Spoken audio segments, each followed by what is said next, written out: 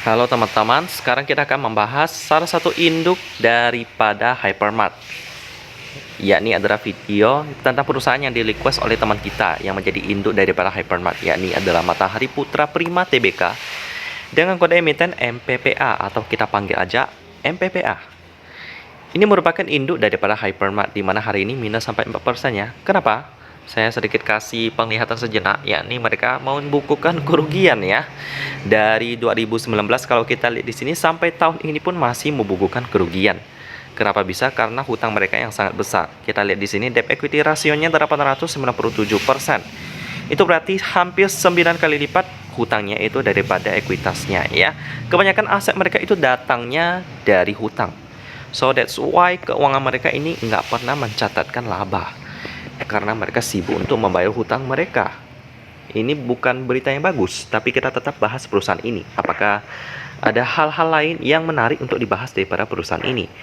Mereka merupakan perseroan didirikan di negara Republik Indonesia pada tanggal 11 Maret 1986 ya, dan lain-lain kita bisa lihat di sini.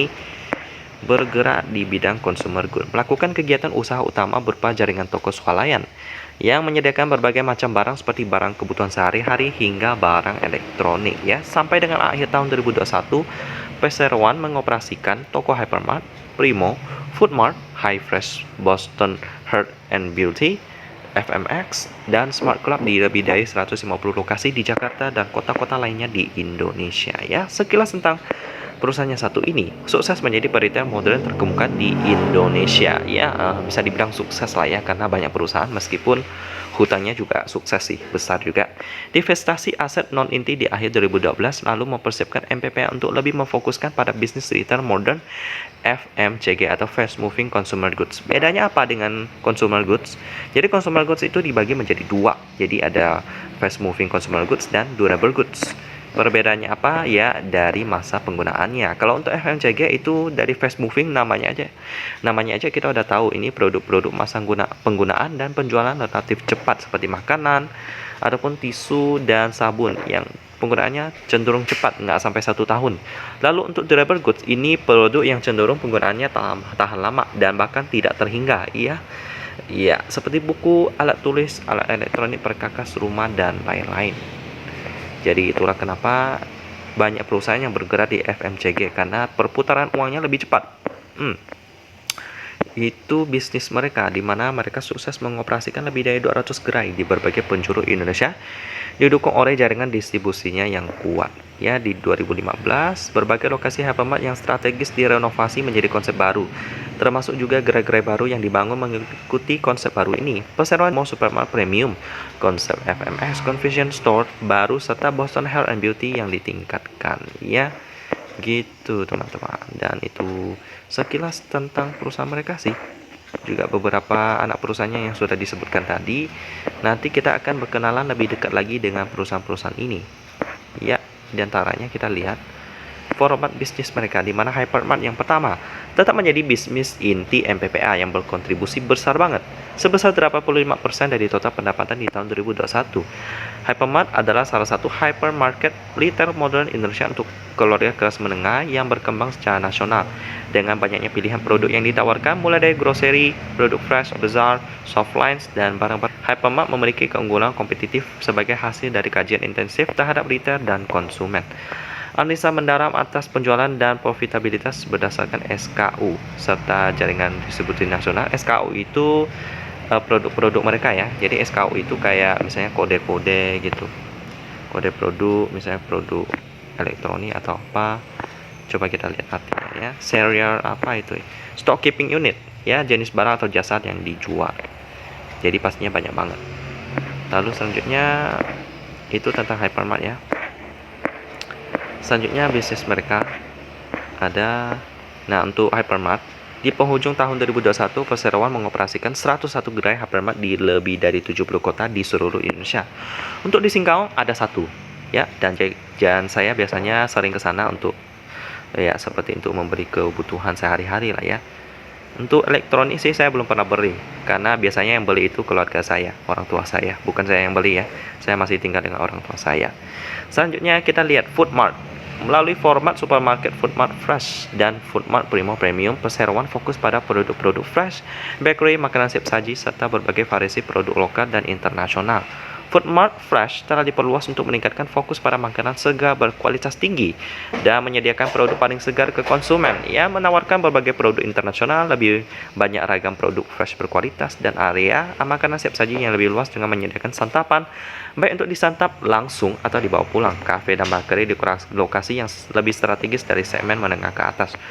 2021 perseroan tidak membuka gerai Foodmart dan Primo baru dan menutup 6 Foodmart dengan total 19 gerai aktif beroperasi di akhir tahun. Ya, ini efek dari pandemi juga, krisis, termasuk satu gerai Primo yang tutup sementara untuk dibuka di 2022. Lalu Hi Fresh diluncurkan di akhir 2019, telah mengalami kemajuan serta menjadi format gerai perseroan terbaru yang berbasis konsep supermarket komunitas dengan fokus yang lebih luas pada produk fresh dan grocery untuk menarik komunitas rumah tangga kelas menengah. Untuk berbelanja kebutuhan harian, format ini ditujukan untuk menjadi gerai ekspansi perseroan ke depan, sejajar dengan fokus yang sudah ada pada format inti hypermart, dalam meraih komunitas yang mencari penelitian makanan segar dengan pendekatan operasional yang lebih efisien. Perseroan percaya bahwa karakteristik uniknya yang menyerupai gabungan antara konsep hypermarket mini dengan operasional supermarket yang dekat dengan komunitas akan menjadi format FMCG, Fast Moving Consumer Goods, yang ideal untuk dijalankan ke depan karena akan mengisi kekuatan dari hypermarket dan supermarket dalam satu konsep gerai untuk konsumen yang mencari produk berkualitas dan kemudahan berbelanja di era new normal. Di penghujung 2021 membuka satu gerai baru dan 2 gerai baru berlokasi mandiri dari ex lokasi Giant sebelumnya. Sementara menutup satu gerai secara permanen dengan total 11 gerai beroperasi, termasuk satu gerai tutup sementara untuk dibuka di 2022. Mirip tadi ya, Hi Fresh dengan yang tadi. Lalu selanjutnya ada Boston HBC atau Boston Health and Beauty. Terus menunjukkan kinerja baik di tahun 2021 dengan pertumbuhan penjualan yang positif dan menguntungkan. Diposisikan untuk menawarkan konsep gerai kesehatan dan kecantikan modern yang nyaman dengan tambahan layanan konsultasi kesehatan pada beberapa gerai pilihan. Ini tentu saja karena era new normal dengan kesadaran pada kesehatan dan gaya hidup sehat yang meningkat, sedang dalam proses merombak kembali konsep Boston HBC total untuk diluncurkan di 2022 sampai 2023. Ya, konsep ini menempatkan Boston ke berbagai format gerai, dari gerai unggulan dengan produk kesehatan dan kecantikan yang lengkap serta konsep gerai dalam gerai dan gerai mandiri yang menempel pada komunitas. Konsep baru ini juga akan didukung oleh bisnis online yang penting untuk menyediakan solusi total dari produk-produk kesehatan dan kecantikan dan konsultasi kepada konsumen. Selama 2021, Boston tidak membuka gerai baru, membuka kembali 2 gerai dan menutup 7 gerai dengan total 55 gerai beroperasi. Lalu ada FMX, ya, ini letaknya strategis di mal-mal, apartemen, perkantoran, stasiun kereta, dan tempat umum lainnya, ya, untuk kenyamanan dan pembelian cepat bagi lingkungan sekitar gerai. Berbeda dengan operator minimarket Indonesia lainnya dengan tata letak yang modern, area makanan dan minuman siap saji yang luas, serta beragam produk bahan makanan khusus camilan. Layanan finansial umum seperti ATM, pembelian pulsa, serta pembayaran tagihan juga tersedia di format gerai ini. Ya, optimis mampu memberikan peluang pertumbuhan melalui perluasan gerai, lokasi yang ramai untuk menangkap potensi yang maksimal sebagai gerai modern yang nyaman di masa mendatang. Di tahun 2021 menutup 1 outlet dan mengoperasikan total 13 outlet di akhir tahun. Lalu selanjutnya ada Smart Club. Sebagai hasil dari strategi konsumen yang diperbaharui oleh MPPA, perseroan hanya mengoperasikan satu gerai di 2021 yang rencananya akan diubah menjadi hypermart di 2022. Dan inilah sekilas tentang kontribusi terhadap total penjualan bagi MPPA setiap gerainya, ya. Di pertama hypermart 84,6%, Foodmart 9,5%, Hi Fresh 2,5%, Boston 0,6%, FMS 0,9%, dan Smart Club 1,9%. Dan juga ada pendukungnya, bisnis pendukung sentra distribusi, mengoperasikan 4 sentra distribusi yang berada di Bararaja Banten, Cibitung Jabodetabek, Porong Jawa Timur, dan Timika Papua. Yap, ini untuk mendukung penjualan mereka supaya distribusinya cukup lancar, nggak ada biaya tambahan yang lebih memberatkan perusahaan. Ini penting untuk bergerak di bidang distribusi. Juga ada teknologi informasi. Ya, ini berkontribusi dan pencapaian penting bagi perseroan dalam perumusan program pengembangan sistem manajemen informasi di bidang retail perseroan. Ini tentu saja membutuhkan artificial intelligence, ya, untuk mempermudah pekerjaan manusia yang sifatnya repetitif ataupun membutuhkan perhitungan yang cukup panjang karena udah ada sistemnya. Gitu teman-teman, Untuk prospeknya bagaimana perusahaan retail yang satu ini seharusnya cerah sih, tapi ya karena hutangnya yang gede banget, nggak tahu kapan mereka bisa membuka laba ya. Kita nggak tahu, tapi kita tetap pantau aja. Selanjutnya kita lihat dulu pemegang sahamnya, di mana porsi masyarakatnya 48%. Ini masih aman, tapi udah mulai terancam. Dengan multipolar PT TBK sebesar 39%. Selanjutnya kita lihat dulu berita tentang mereka. Banyak sekali berita reissue ya. Ini tentu saja bukan hal yang baik, karena kalau reissue berarti perseroan itu krisis dana. Jadi mereka mencari dana dari reissue. Ya, dari induknya aja udah agak banyak utang kayaknya ya, apalagi anak perusahaannya ya. Selanjutnya kita lihat dulu tentang fundamental daripada MPPA ini. Udah update kuartal pertama tahun 2022 dan masih rugi. Nggak usah lihat deh, profitnya pasti rugi, PER pasti rugi, margin pasti rugi. Sisanya kurang nasionalnya pun masih nggak bagus, nggak sampai 100%, cuman 82,63%. Ini berbahaya banget, semua asetnya pun nggak mampu membayar hutang jangka pendek. Ya, solusinya apa? Ya, ini adalah reissue.